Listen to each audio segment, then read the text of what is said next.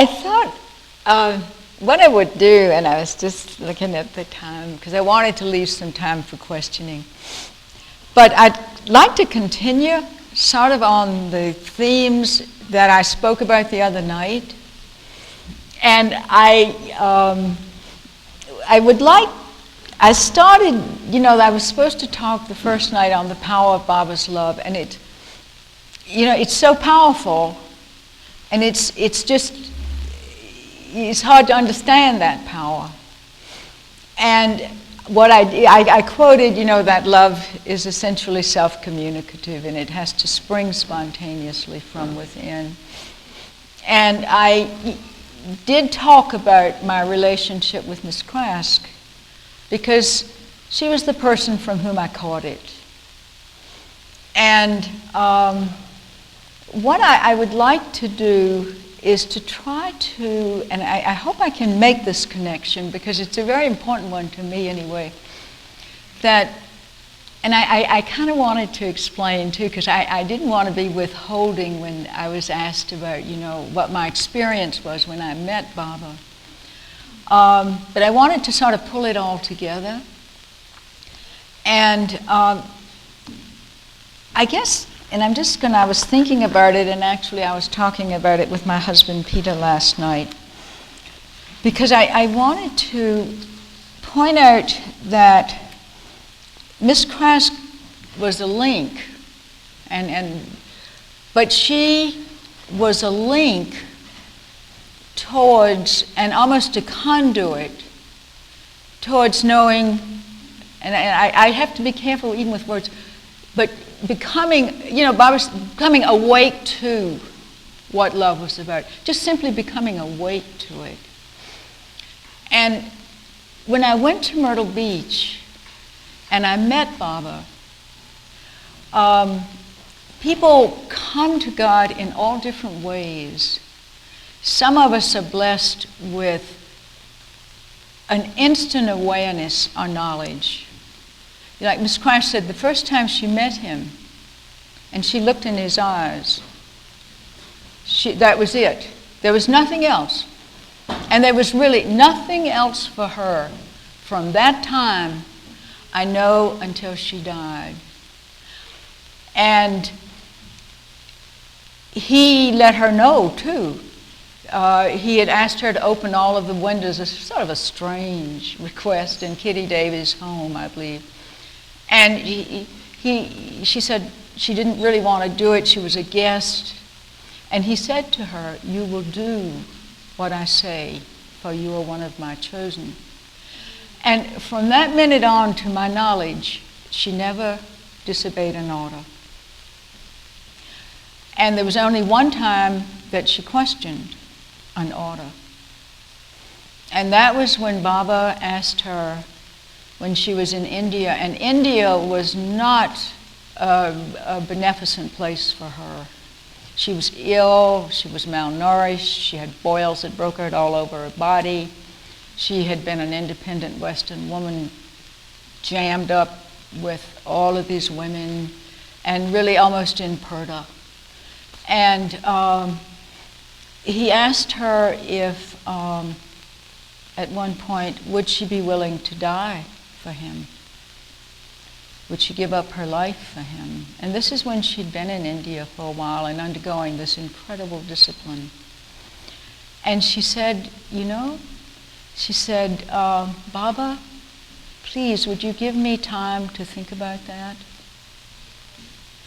And that was the kind of integrity she had. And she went alone, and she dealt with everything, what that meant. And then she went back to him and she said, I could happily say yes. But that, and when she was dying, I used to go down a lot then to Myrtle Beach. And I remember I was sort of sassy, because we always, our respect for her was, it just grew over all the years. And our knowledge, it was like she shared with us, and she role modeled for it. She was it When she talked about obedience, she was it. And when she talked about love for Baba, it wasn't just personal love, but it was big, powerful, objective, impersonal love too. But she had wonderful stories. She loved Baba. And she was an incredibly, too, in her youth, she must have been an incredibly beautiful woman. As Peter said, very feminine. She sort of did the same thing when our son went down. She was just charming. And she loved life and she loved the world. And when she went to Myrtle Beach, she was in great pain, great pain. And she was also a woman of immense independence. Let me tell you, when you'd go see her, even in New York in her 80s, her hip was terribly damaged in a taxi, and it was hard for her to walk.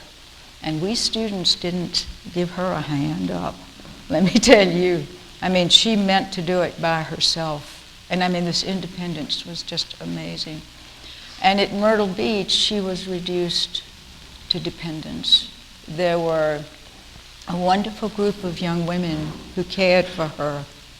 And my friend Tex felt that, you know, she was teaching them too, just like she taught us. But I saw her suffering, and her suffering hurt me a lot.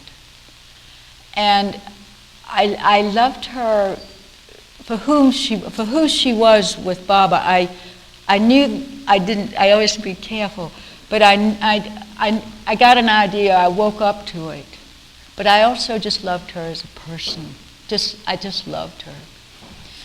And one day I was really, after all these maybe 45 years I'd known, and we talked about Baba, I said, Miss Craske, I said, now that you're in such pain and you hurt so much and life is so difficult for you, I said, have you ever questioned Baba? I said, aren't you angry or are you resentful of what's happened to you? And it was the most, no. And it was true. She didn't. I mean, it was that kind of pure love.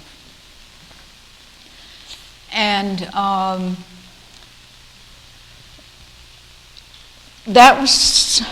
she was it in terms of, I mean, like he chose those close, like the Mandali. You know, they were it. And then the Western disciples, they carried his love. And they carried us to us in all different kinds of ways.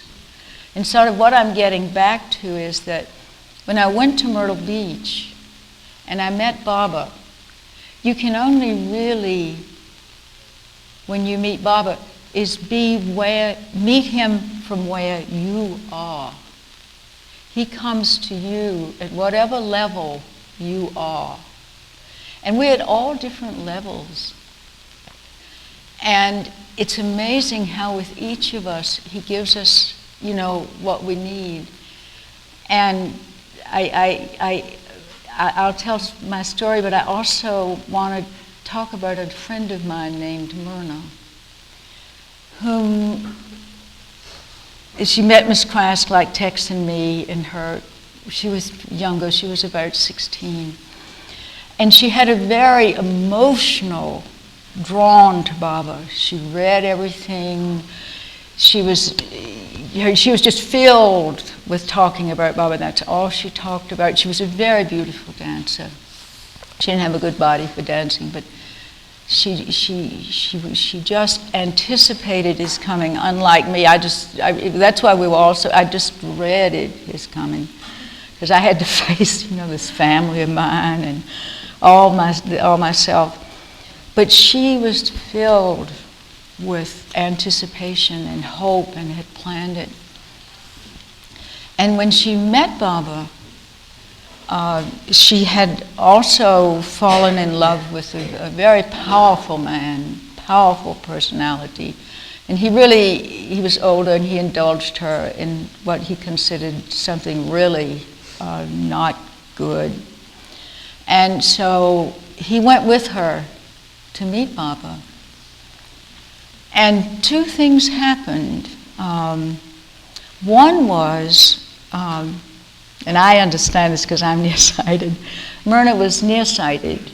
And in those days you had contact lenses, but they were like big bubbles that your eyes. And bless her soul, she had put on, because she wanted to look beautiful for Baba. But when she got into the room, she couldn't really see, and she was disoriented.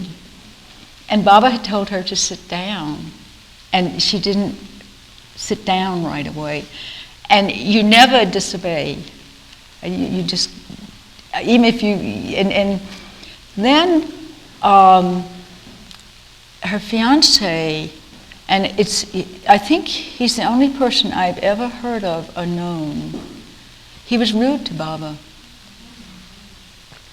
And Baba said to him, "Take Myrna and go." So I guess Myrna was probably the first person I saw after my wandering in the woods around Myrtle Beach. And we were deep, close friends.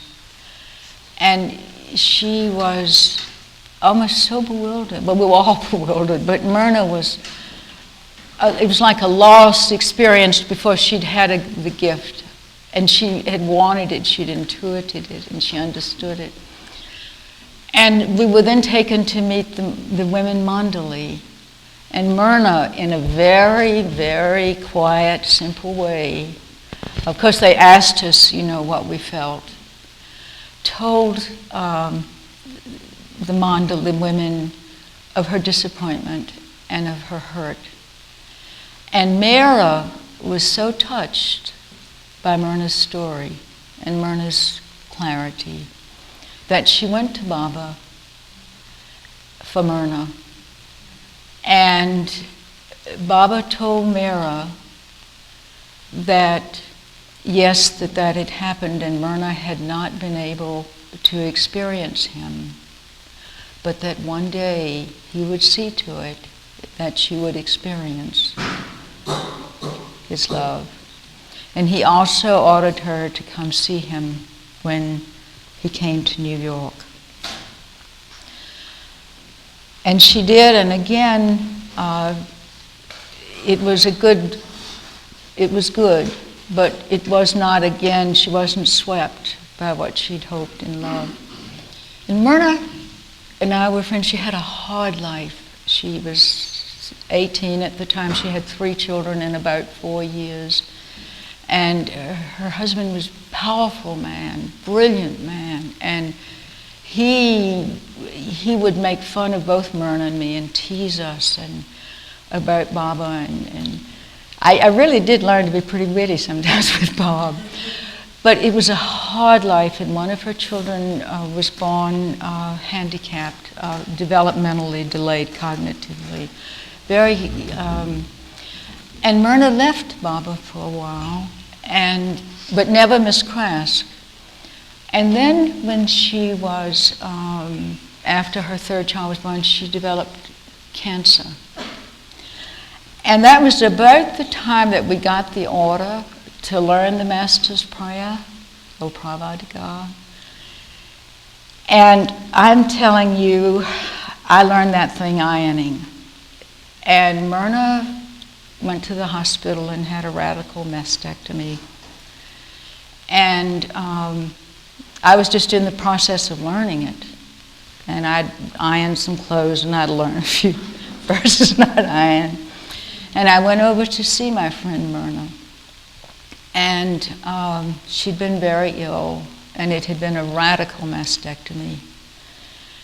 And we sat under a tree in her yard, and she wanted to know how things were going with our friends who loved Baba, and had I seen Miss Craske? And I told her yes, and she wanted to know what was going on with Baba. And I told her that we had been asked to learn the Master's Prayer. And she asked me No, and I said, Myrna, would you like to hear it? And I hadn't learned it that well. It wasn't even set in my mind, and it was incredible that I should have dared do that. And it just came, just every word, the Master's Prayer. And Myrna wept. And she didn't say much. Sometimes people don't say much. And life went on. We both, between us, we had 7 little children, and we worked very hard. and Myrna one day told me that every day, and then we had to learn the prayer of repentance too. She said the Master's Prayer and the prayer of repentance. And her life became even harder because it was just very, very hard. Her partner was very powerful, and he knew the one person in the world he loved Myrna, but it was a hard love. It required much giving, and many difficult things happened. And one day Myrna asked me, this was in, I guess her youngest was 13, and it had been 5 years since the mastectomy, and that she was free of cancer. And would I come with her to Myrtle Beach?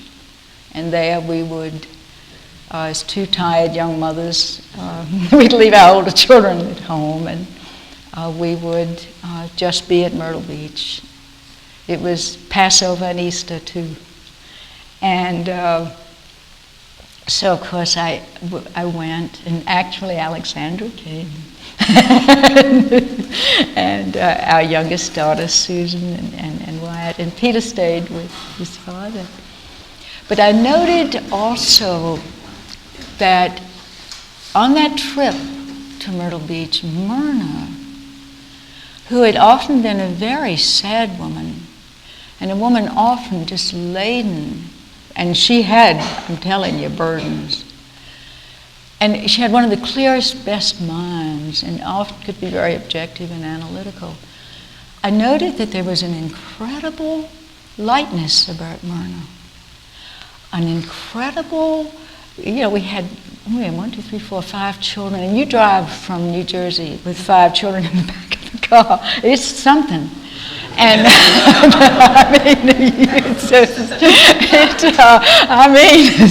and she had this incredible, which was sort of new to me.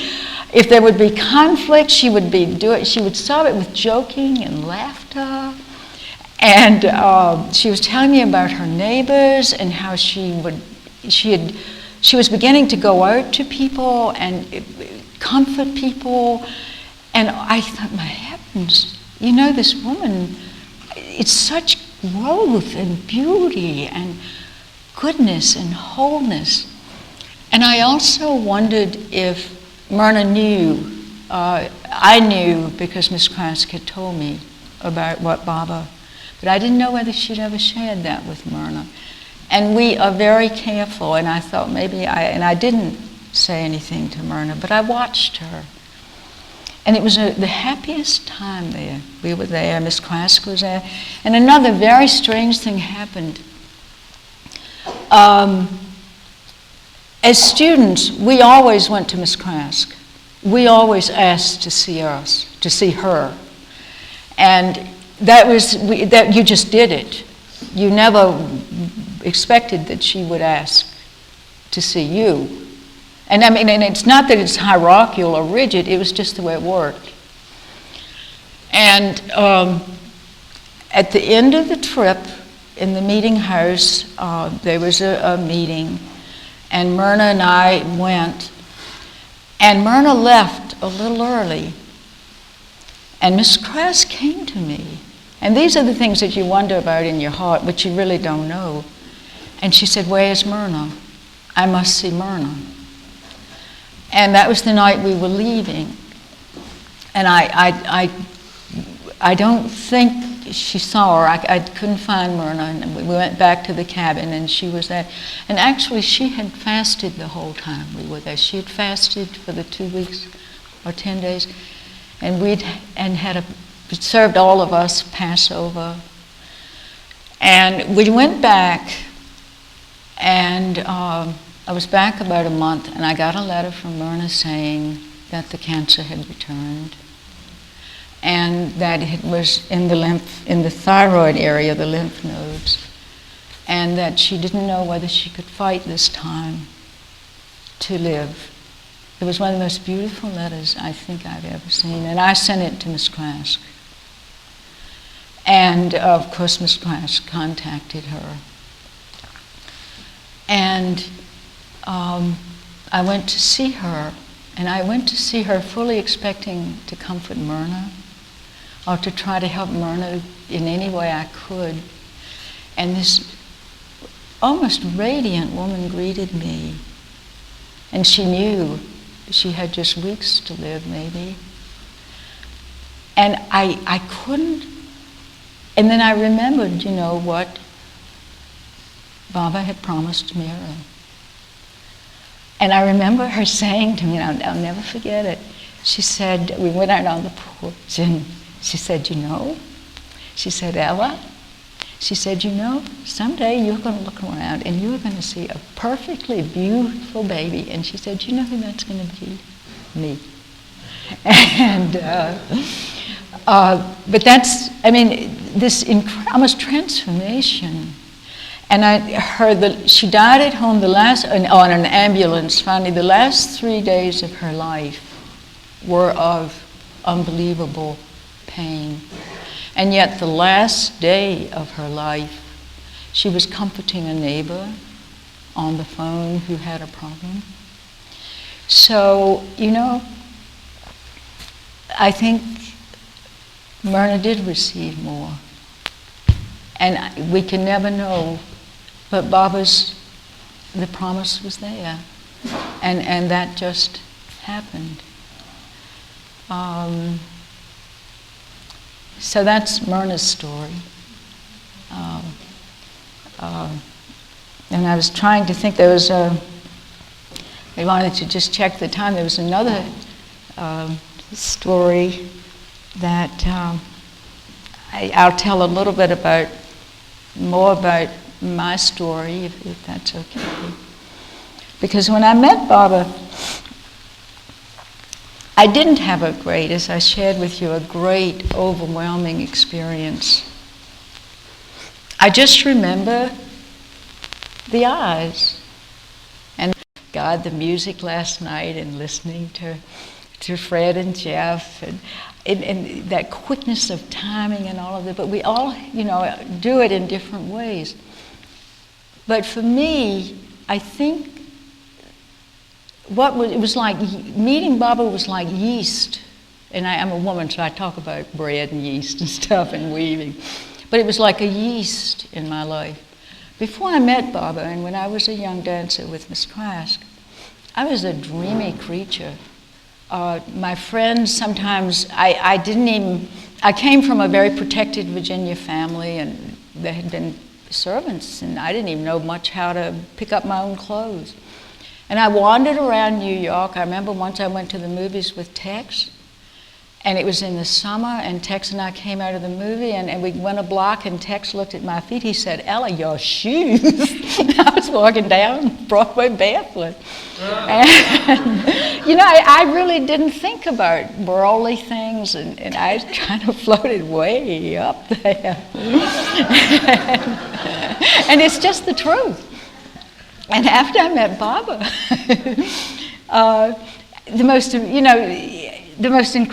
two things she said, because I went to her after I'd been to Myrtle Beach, and as I say, I think my friend Skip had walked into a tree. Tex had this beautiful experience, which I think most of you've heard. It was just beautiful. And Zebra couldn't stop crying, and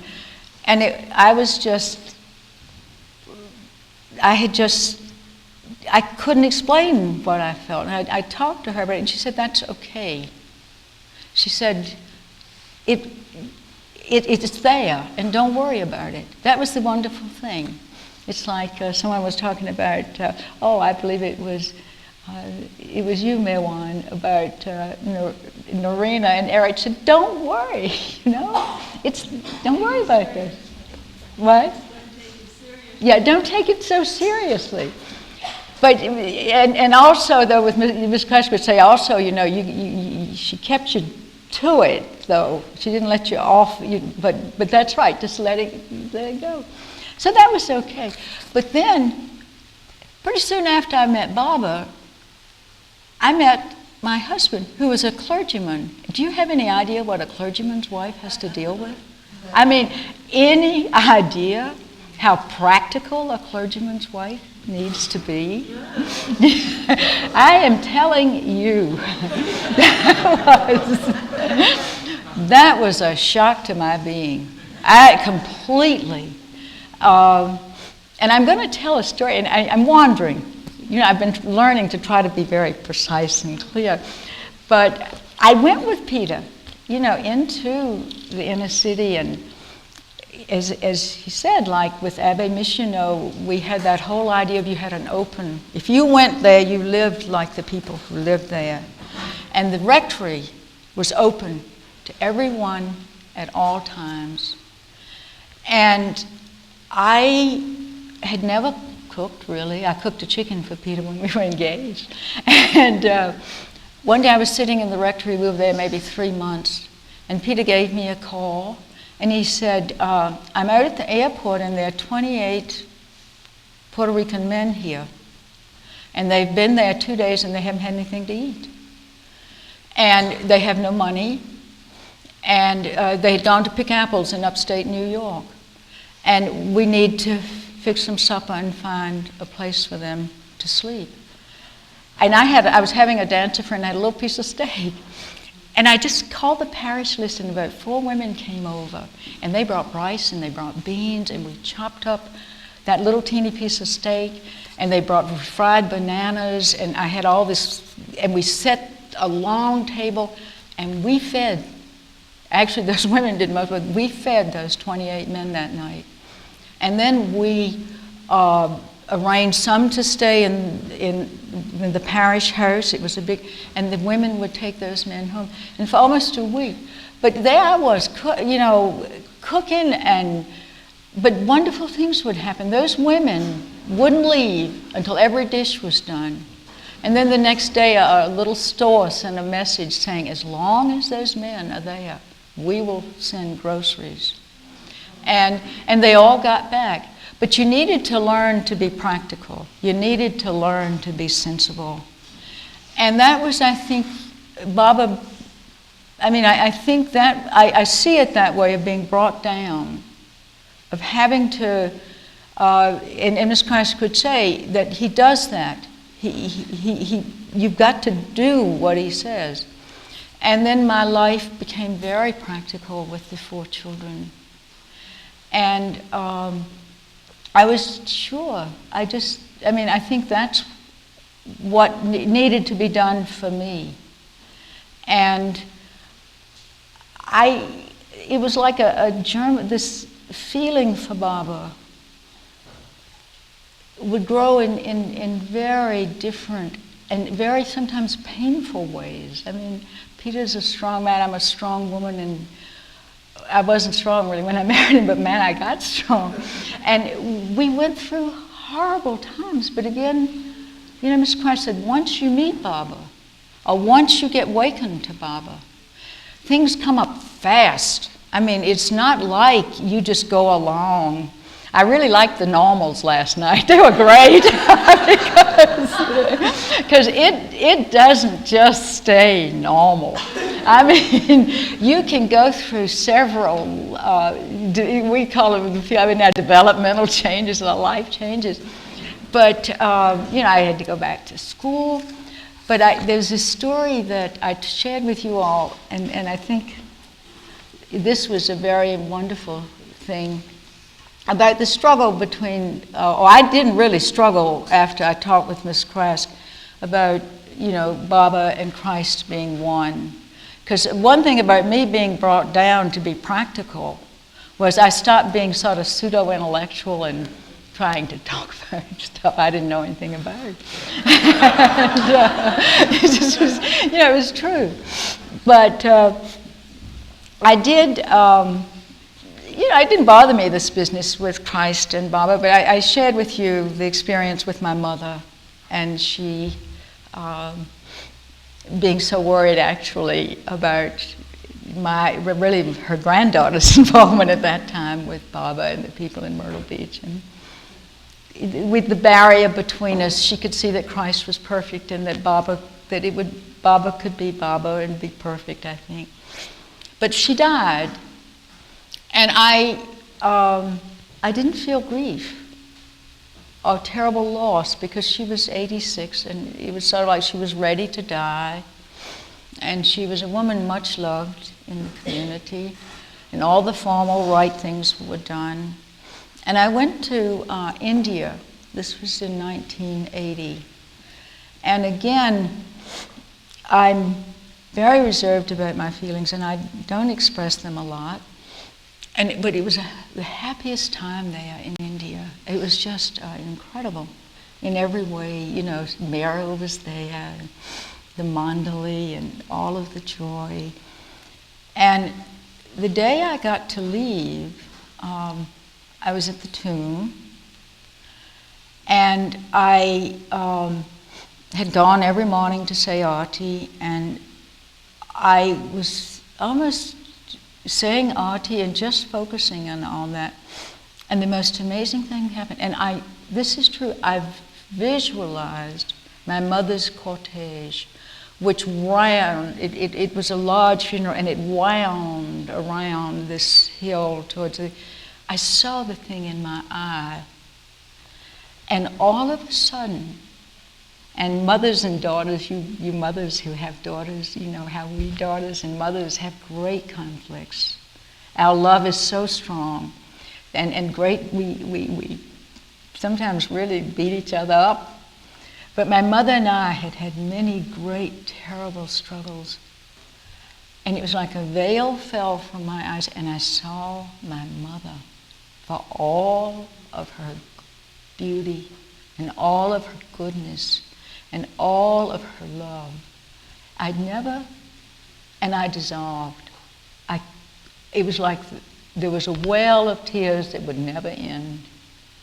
And I remember I stumbled finally out of the tomb, and Mansari was standing there. You all know how big Mansari is. And I put my head down on Mansari's shoe, and I couldn't stop crying. And I can see her now. But again, it was that compassion, but there was that objective quality too, of knowing that this is part of something much, much bigger. But, you have those experiences, and they just lead you deeper in to what, it's like a journey into what love is, and it is the only reality. And so that's that story. I was just what I'd like maybe to do now. Got to finish the shoe story. That was a great show. Thank you. I guess Tex, Miss Craske and Tex had the best humor in the world. They'd have been a match last night. they really would have been. I mean, they might have strained a little, but they'd have been a match. But anyway, I guess Tex told Miss Craske about the shoes. And Miss Craske and Tex and Miss Craske, sometimes we'd take Miss Craske out for dinner. And once we took her out, some really, she always took us. She wouldn't let us take her. She would take us. And we went to the Lincoln Deli or something in New York, and I was a country girl, so I slipped my shoes off. I always did when I ate a meal. And we were students, remember. Miss Craske was very important to us, and we always wanted to show our best sides and really how on top of things we were and what we knew and everything. And got ready to leave, had a wonderful time, and I realized I didn't have my shoes on. I couldn't find my shoes, you know. I didn't want Miss Craske to see me fumbling over something. And I reached down, I couldn't find my shoes. And I was beginning to feel kind of panicky, you know. I thought maybe the shoes had slipped on me. Damn shoes. And I thought, my God, maybe if I let them go in front of me, they won't see me walking barefoot behind them. It was the most incredible thing.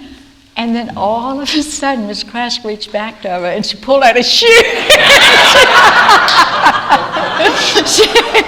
She'd found the shoe. She had heard the story. And so we had a lot of things like that happen.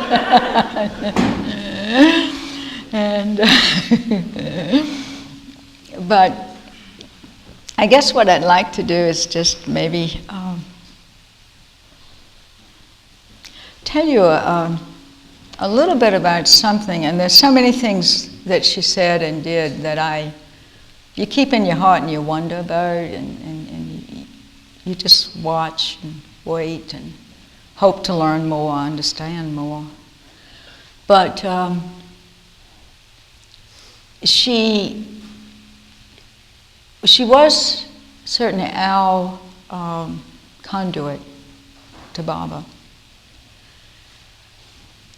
And I know that it's Chanji. I have a trouble with words. It took me, my daughter Susan, it took her 2 weeks for me to learn to say Navratilova. But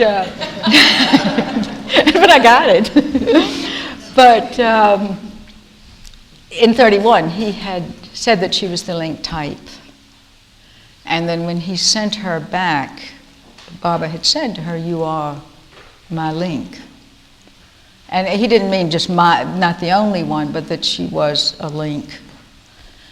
And because all of the, and he did, as Adele pointed out to us yesterday, that it was sort of a wonderful thing that the women disciples were very active in the West.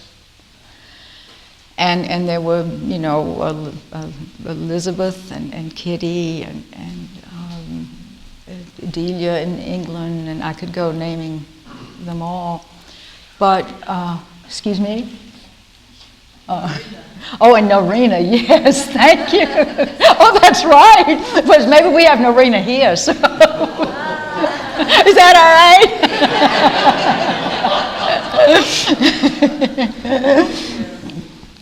But she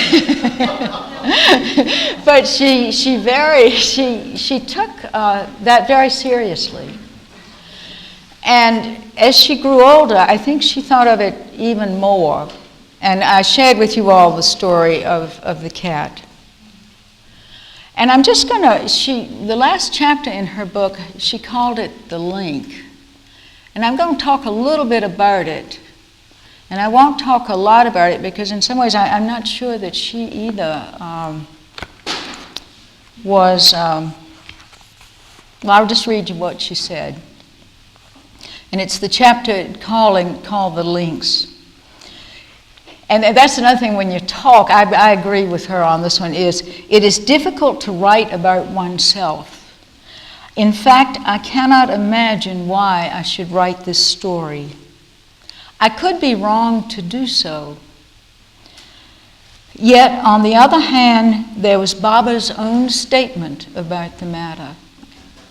So I put this on paper, and I do it as honestly as I can, without elaboration or exaggeration, or the glorification of an ordinary dancer and teacher of ballet.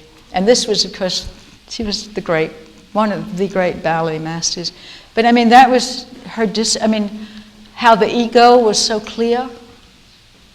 And then she said, and so here it is as I see it. And then she talked of those two incidences I spoke of. And she described the incidents, in the Normandy invasion. But she also described some other things. And she said that we were to take this really, we could only take it as we saw it. But for her, it had a meaning. And there were things like this. Tex danced, he met John Kennedy and danced at the White House. And it was soon before his assassination. She sat, and she was remarkably aware of what was going on in the world. John Marshall is it John Marshall, Peter? George, thank you. John was the first Chief Justice, wasn't he? But George Marshall had been the Chief of the General Staff for this country. Eisenhower was Chief of the Allied Forces. But he was also the author of the Marshall Plan, which was, I do believe that it had not been for the Marshall Plan, that Europe, which had been totally devastated, and that again, the terrible, terrible era of punishing Germany, the way we did in the First World War, of just grinding down these people. But I think there could be no healing from that war. And this man devised the Marshall Plan. And she knew these things. And she sat next to his box, in the ballet. And she would note these things. And she noted that her dancers, many of us, Don Mahler went to Japan. One of her students went to South Africa. Another student went to Australia.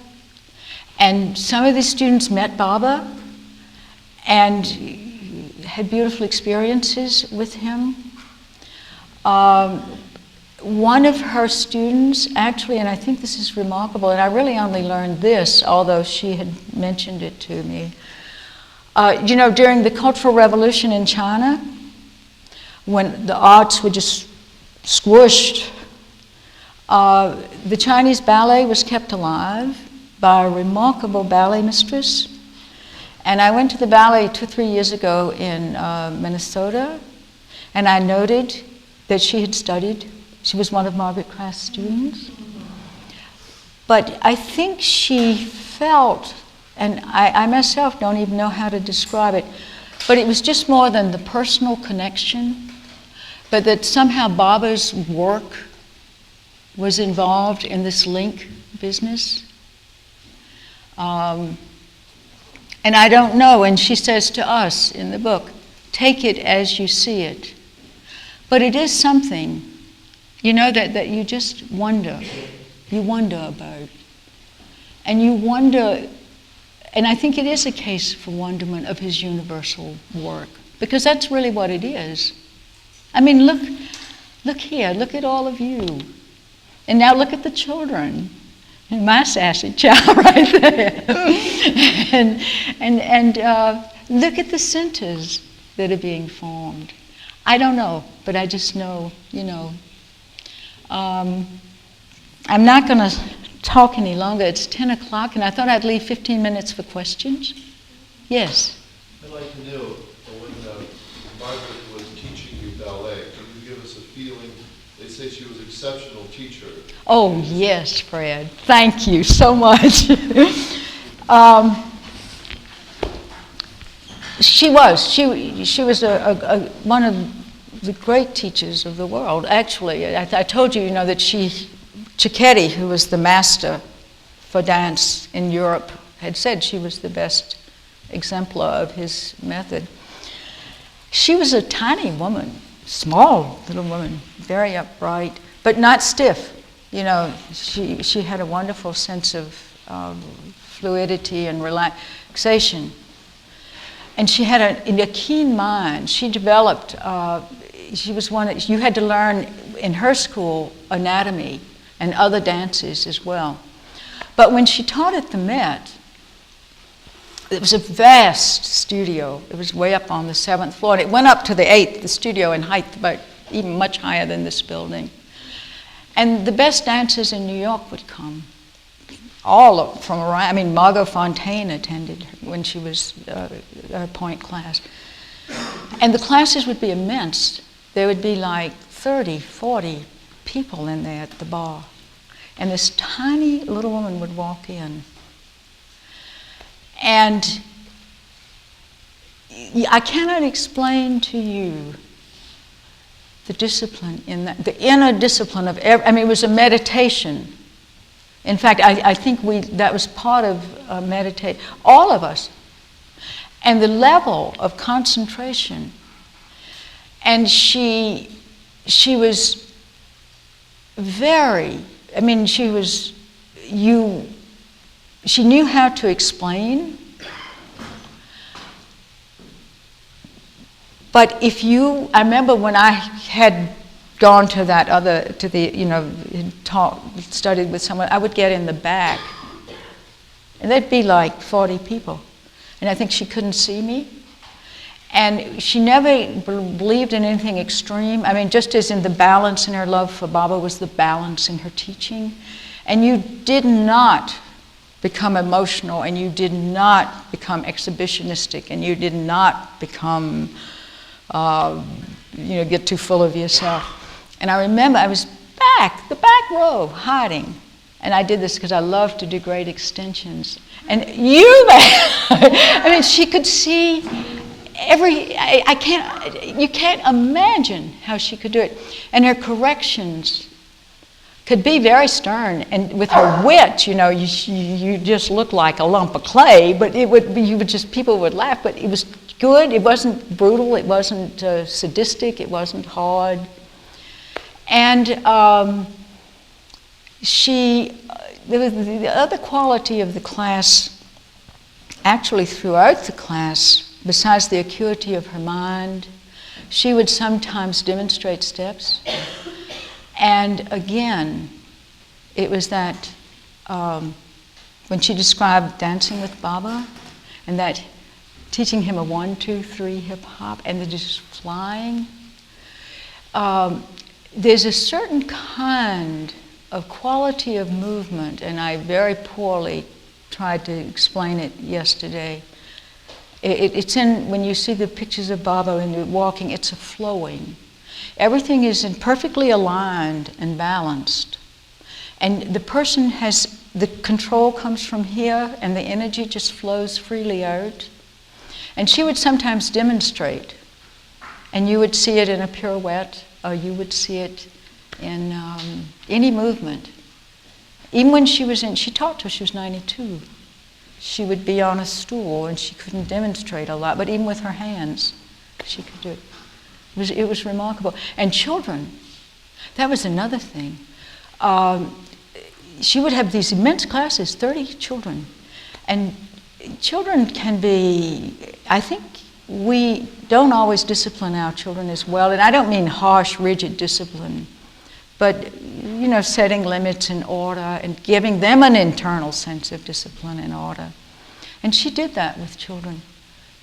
Those children who took her classes, it was business. You got there, and those children studied, they focused, they concentrated, and it was a very rewarding thing just to watch them.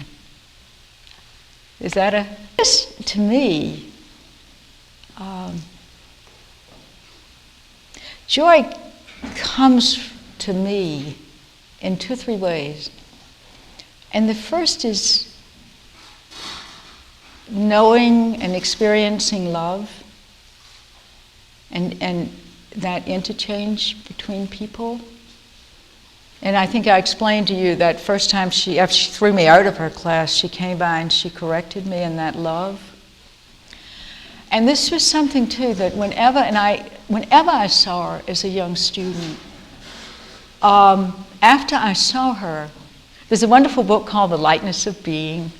I would just have that sense of a lightness of being. I feel, you see, like with children, that they're God's gift. I mean, like now, and I was talking about the power of Baba's love. I met just those few times, those many years ago, and yet every day I thank him for my children and for the gift of those children. And I feel that gift when I work with children all the time. And on the deepest, sometimes, levels, when children are facing even dying, and they can talk to you and you can talk to them. And the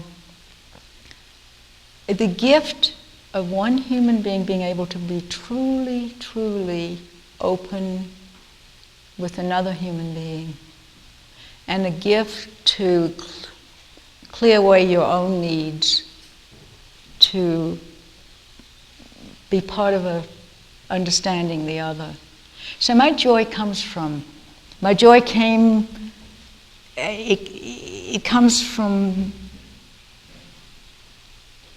human love with people. And it comes with sometimes when I've been able to love, or when I've seen love. It comes from humor. I mean, like, God, I thought last night was the greatest thing. And it comes from great art. And it comes from, it comes from being. How do I do it? I don't know, because I can be so, I think I shared with you, I went through a period of such depression. And that was part of, but you see, I think that's part of the way. That was the way I had to go. Easy to say now. Easier to say now. Lots easier, because I couldn't say then. I couldn't. But what I could know in all of that despair, because that's another thing, it's a strange thing, and it's just interests me, that if you've had the experience of love, and I mean real love, I sometimes the word's hard to use, no matter how awful things do. One of the things when I was so depressed was I knew the reality of the depression because I had experienced the opposite of love. Does that make sense to you? Or joy? So nothing is ever nothing ever stays. Everything changes. So that's how I experienced joy, just being here with you all. So. Right. I can't put my, I can't do this. So yeah, I need an umbrella, Fred. Well, I'm curious about what happened to Myrna's husband after she passed. What a good question. He actually, he became terribly paranoid. And he became even more abusive. Yes. Yes. But it was, but as Ms. Craske said too, and he talked to her. I mean, she talked to Myrna's husband. He was so forceful, though, sometimes it was very difficult. But even when you're against Baba, and when you're angry and all of these things, if you focus on him, that's a part of it, and that's a discipline. So I think this man focused, and he did compensate. But yes, I think that as she, again, she's very wise. The love is with the negative. Like, what's that? St. Paul in the Bible, who had that vision and became the most powerful person in the love of Christ. So, I mean... but the kids were... The kids were beautiful. One of the older daughters is like another daughter to me, and they're beautiful children. And Yes, Did you always address her as Miss Craske? always. And when was the last time you saw her? I saw Miss Craske when she was dying. All right, I will tell the story.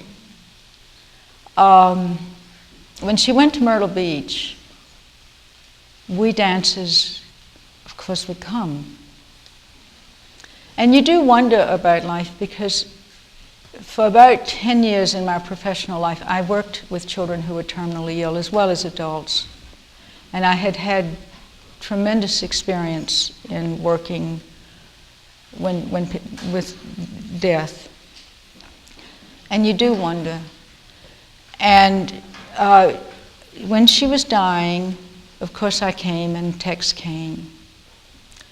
And I walked into the hospital, and she was, as they do, she had an NG tube, and she had all kinds of lines in. And this powerful woman, this most independent person I think I've met in my life, was clawing at the NG tube, and they had to restrain her. And I just, you know, as her, loving her and as her student, I was just in horror. And so I thought, you know, I know when people get agitated, if you can help them be calm. So I went over to her, and I took her hands, and then we danced. I mean, just with our hands. And and then she stopped struggling. She began to go against, and she'd go against my hand, and I would go against her hand, and we would go. And Tex then, I did it for a long time, and then Tex came in. And Tex, you know, men have sometimes a very solid, and she was so strong. And Tex took over, and then she would push against his hand. It was so beautiful to see them. And and after that, I don't think she got agitated again. I really don't think she did. And then she was such a powerful woman. I stayed with her that night, and the next morning, they all thought she was going to die. And so everybody came in, and we stood around her bed, and we said the Master's Prayer, and, you know, MeherBabaLibrary Ki Jai. And she was still breathing. Just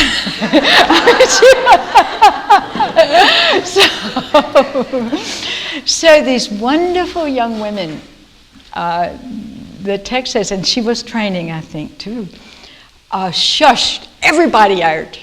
They shoot us, everybody out, but they let me stay. And I felt privileged that they let me stay. And Naomi Westerfeld was the first of all of us who met her. Naomi met Miss Craske on the dock when she came into New York. And Naomi's, there was another very beautiful young woman these young women that stay, and that was Naomi's daughter. And, you know, it's a woman thing, I think, but it's a man thing too, because we are all. But they were the most gentle, laughing, joking. Miss Craske always loved, she was an elegant woman, and she was always presented herself beautifully. And everybody rushed in. No one had time, you know, to fix her hair, get her teeth in, or anything.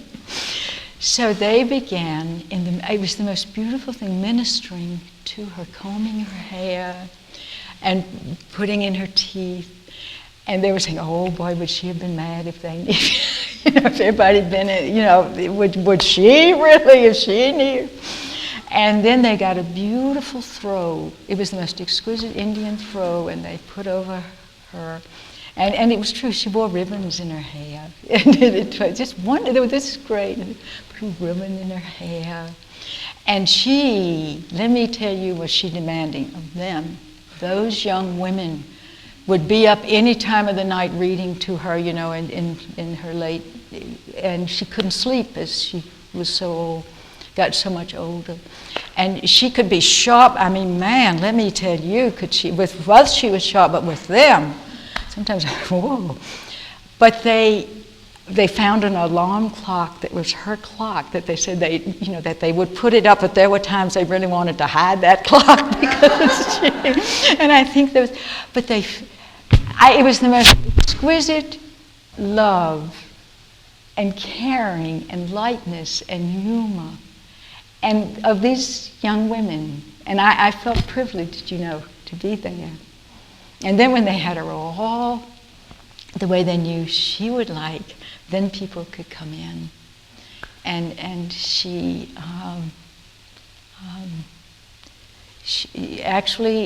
lived that whole day, and about 5 o'clock Kitty came in. And I've seen a lot of things. And I was standing watching, and there was some furor going on because there were a lot of people wanting to come in and out, and there's always a lot of going on. And I looked, and Kitty was with Miss Craske, sitting by her and breathing with her. And I've never again seen the total concentration of Kitty. And it was again like there was just this perfect rhythm between them, incredible rhythm. And Kitty, of course, was the one aware of the breathing and the tenor of the breathing. And I don't know how long that went on. And then Kitty got up and left. And then very soon after that, she left this world. So that's it. What were the very last moments? She was in a coma. And they were quiet. She had stopped struggling. And then we all went in again and said, what? What was that? Oh, yeah, well, that's something, again, you carry in your heart and you wonder, because when I came, she was in a complete coma. And when I went out to supper with Tex and some friends, and I came back around 11. And you see, you never know how much you see what you want to see and you see what really is. You really have to be so careful that way. But I feel it. I know her eyes opened, and I sensed a recognition and a feeling of, that she was glad I was there. I don't know. You see, that's what and I hope that was so, but you don't know those things. So much you have to keep in your heart because you don't know. You have to, and when you do know, sort of. But anyway, any more questions? She'd point you out okay. But the critiques were never mean. It was like she was getting at what the reality was. Like if you were doing she also knew what a true movement, she knew if you hit it. Like with you and your timing, like you and Jeopardy when you hit it.